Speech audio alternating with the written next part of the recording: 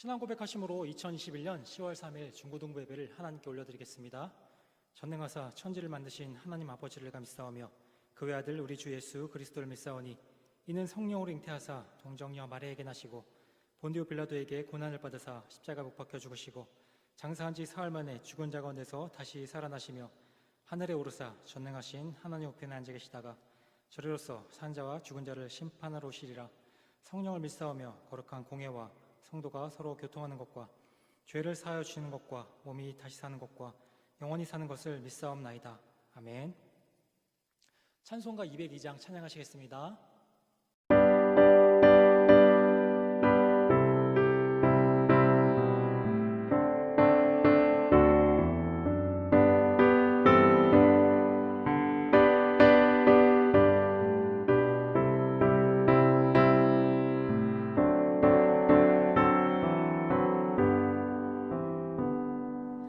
하나님 아버지 주신 책은 귀하고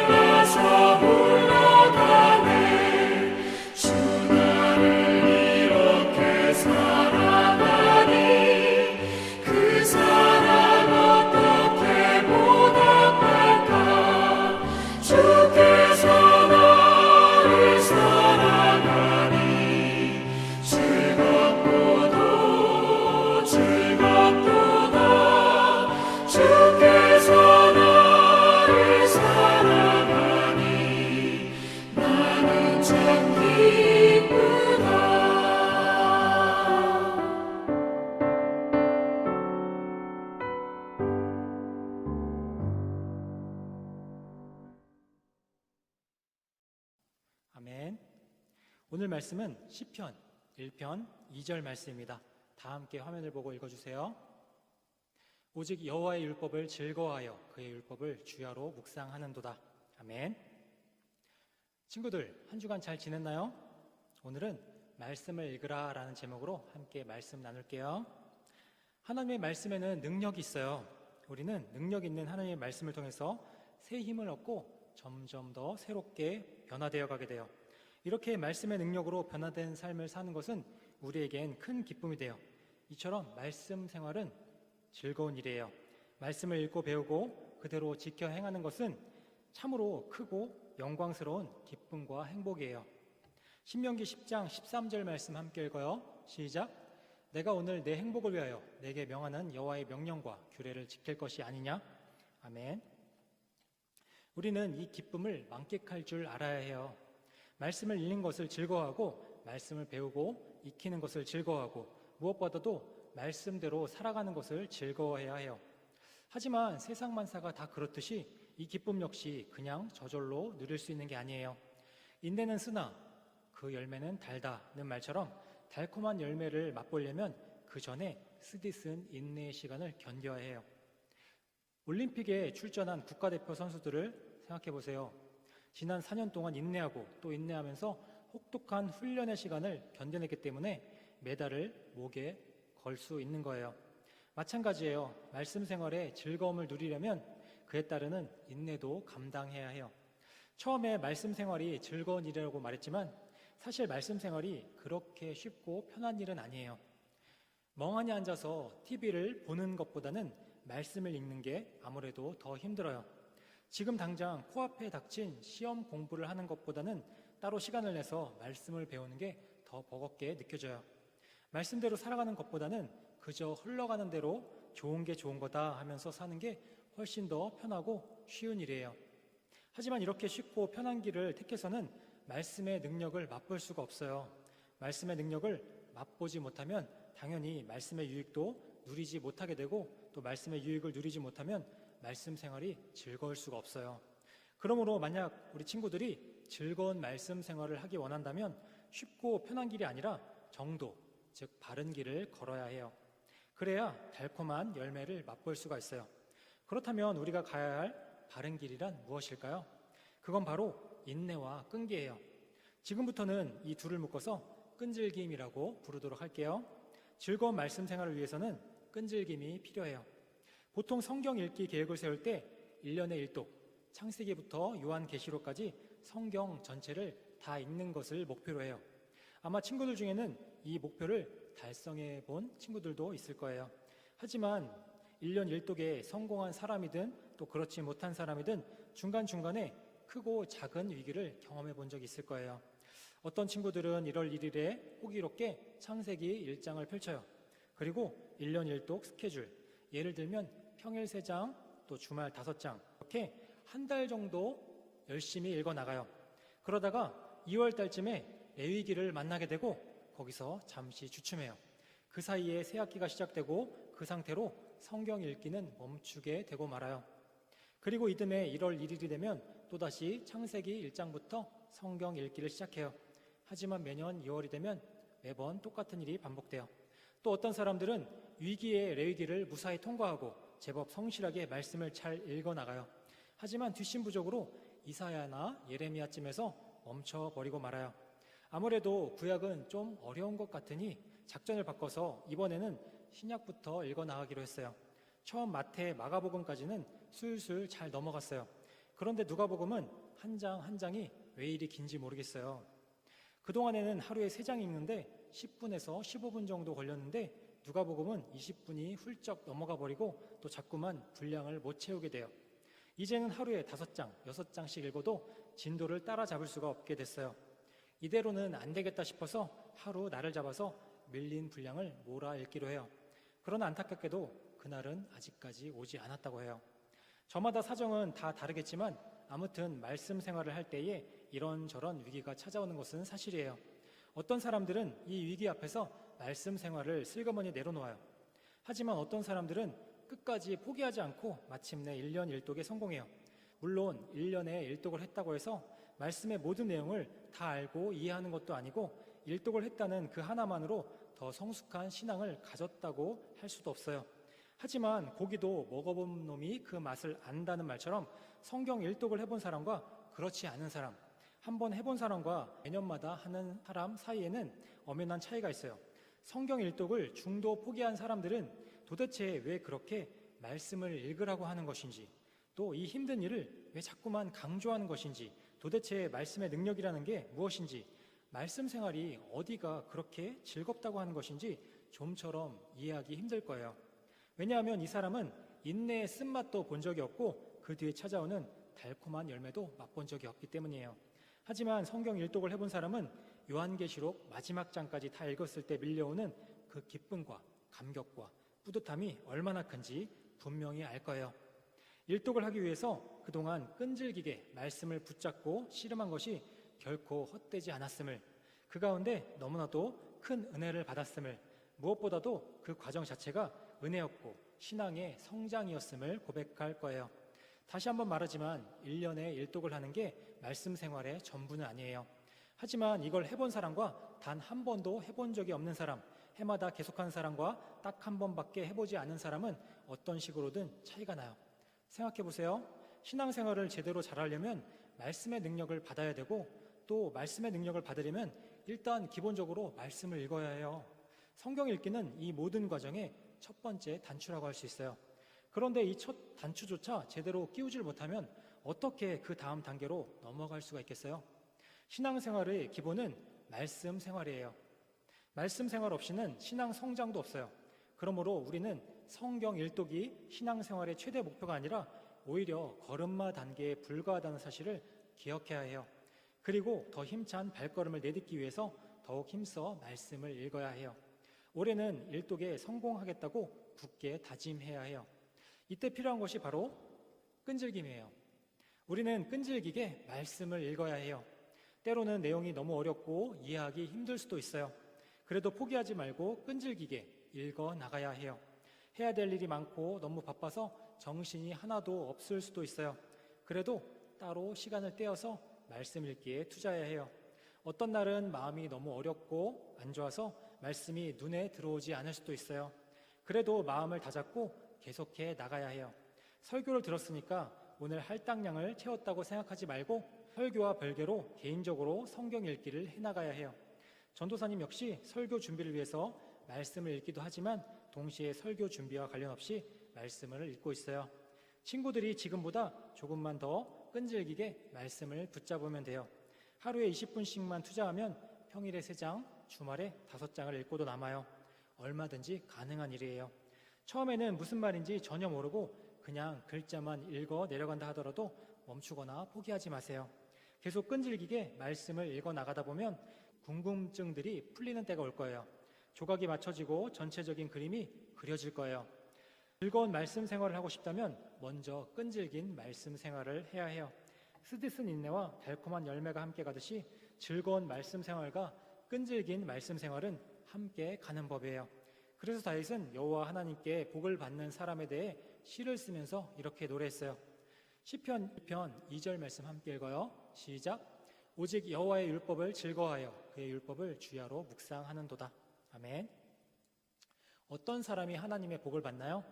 하나님의 말씀을 즐거워하는 사람이에요. 그런데 그 즐거움은 하나님의 말씀을 주야 아침 저녁으로 묵상할 때 가능해져요. 이처럼 즐거움과 끈질김은 동전의 양면과도 같아요. 참고로 묵상을 끈질김과 연결시키는 이유는 묵상 자체가 끈질긴 말씀 생활을 뜻하기 때문이에요. 흔히 묵상하면 조용하고 한적한 곳에서 차분하게 말씀을 읽는 시간이라고 생각해요. 물론 틀린 말은 아니에요. 왜냐하면 묵상이란 묵묵할 묵에 생각할 상을 써서 묵묵히 마음속으로 생각함, 말없이 마음속으로 기도드림이라는 뜻이기 때문이에요. 그런데 성경에서 말하는 묵상은 우리가 생각하는 묵상과는 정반대의 이미지예요. 상당히 활동적이고 과격하다 못해 거칠기까지 해요. 당시의 묵상이라는 말은 굶주린 들짐승들이 먹잇감을 찾아 헤매는 모습을 표현할 때 사용됐어요. 또 반추동물, 즉 되새김질하는 동물이 뱃속에 있는 음식물을 찝어 올려서 되새김질하는 것을 나타내는 말이었어요. 여기서 뭘 알 수 있나요? 말씀을 묵상한다는 것은 굶주린 짐승이 먹잇감을 찾듯이 그렇게 간절하고 애타게 말씀을 읽는 거예요. 또 반추동물이 되새김질을 하듯이 그렇게 끈질기고 진득하게 말씀을 대하는 거예요. 한마디로 묵상은 말씀을 읽는 방법이기 전에 하나님의 말씀에 대한 태도, 즉 간절함을 나타내는 표현이에요. 시편 42편 1절 말씀 함께 읽어요. 시작. 하나님이여 사슴이 시냇물을 찾기에 갈급한 같이 내 영혼이 주를 찾기에 갈급하니이다. 아멘. 이런 말씀으로 말씀을 읽는 것이 묵상이에요. 말씀을 맺을게요. 친구들 중에서 말씀이 중요한지 몰라서 혹은 중요하지 않다고 생각해서 일부러 말씀 생활을 멀리하는 사람은 아무도 없을 거예요. 다들 말씀이 중요하다는 것을 알고 있고 또 그렇게 믿고 있어요. 그럼에도 불구하고 그동안 성경 일독 한번 해보지 못한 이유는 다른 게 아니라 끈질김이 없어서예요. 그동안 친구들이 어떻게 말씀 생활을 해왔는지 한번 돌이켜보세요. 가만히 생각해보면 너무 억울하지 않나요? 조금만 더 끈질기게 말씀을 붙잡았다면 얼마든지 말씀의 능력을 받아 누릴 수 있는데 즐거운 말씀 생활을 할 수 있는데 끈질김이 부족해서 이 모든 것을 놓쳐버렸다는 게 속상하지 않나요? 악한 마귀 사탄과 죄악된 본성과 이 세상은 우리를 말씀으로부터 떼어놓으려고 그렇게 끈질기게 달려드는데 정작 우리는 말씀을 향해서 그 어떤 끈질김도 없다는 게 너무 기가 막히지 않나요? 끈기와 인내를 가지세요. 하루하루 끈질기게 말씀을 읽으세요. 중간에 포기하지 말고 끈질기게 말씀을 붙잡으세요. 그래서 올해는 꼭 성경 일독에 성공하고 그 가운데 말씀의 능력과 은혜를 풍족하게 받아 누리길 바래요. 그래서 더욱 즐거운 말씀 생활을 하길 바래요. 끈질긴 말씀 생활을 통해 즐거운 말씀 생활을 해나가는 친구들과 선생님들 되길 간절히 소망합니다. 기도할게요. 하나님 아버지, 오늘 말씀을 통해 신앙생활을 함에 있어 말씀을 읽는 것이 얼마나 중요한 것임을 깨닫게 하시니 감사합니다. 하나님, 우리가 하나님의 말씀에 능력이 있음을 믿습니다.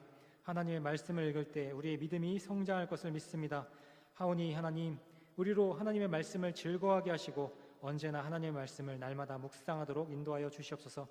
그리하여 즐거운 말씀 생활을 통해 하나님의 기뻐하시는 자녀로 성장하는 모든 중고등부 친구들과 선생님들 다 되게 하여 주시옵소서. 예수님의 이름으로 기도드립니다. 아멘. 찬송가 206장 찬양하시겠습니다.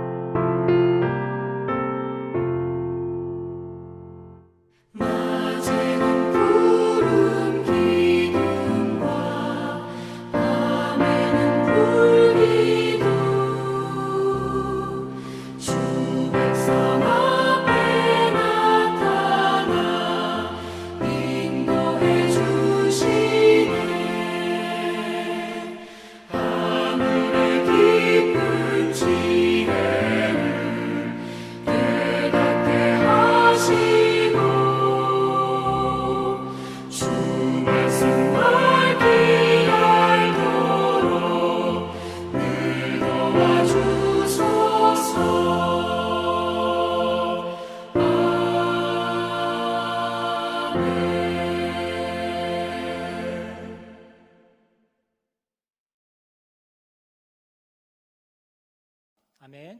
주기도문하심으로 예배 마치겠습니다. 하늘에 계신 우리 아버지여, 이름이 거룩히 여김을 받으시오며 나라의 마옵시며 뜻이 하늘에서 이룬 것 같이 땅에서도 이루어지이다. 오늘 우리에게 일용할 양식을 주옵시고 우리가 우리에게 죄 지은 자를 사하여 준 것 같이 우리의 죄를 사하여 주옵시고 우리를 시험에 들게 하지 마옵시고 다만 악에서 구하옵소서. 대개 나라와 권세 영광이 아버지께 영원히 싸움나이다. 아멘.